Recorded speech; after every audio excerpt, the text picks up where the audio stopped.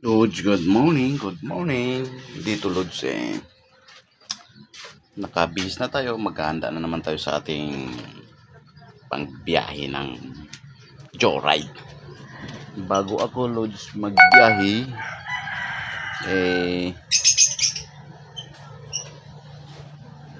dali grocery, mayroon nag-chat. Tsahod ulan.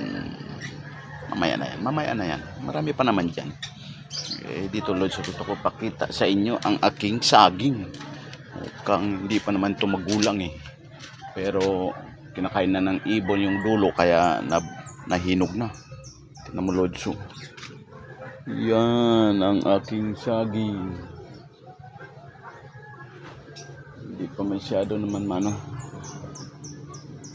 kasi ang palatandaan kasi dyan Lods na kapag magulang na medyo wala na siyang kantong guhit. Yung guhit na yan, wala na yan. Kaya yung gilid ba, wala nang guhit yan, kasi yung baga parang bilog na siya. Yan ay talagang pwede na harvestin yan. Hanggang sa muli Lods, maraming salamat sa panonood ng aking video. Sana lagi kayo sumuporta sa akin. Hanggang sa muli, bye bye.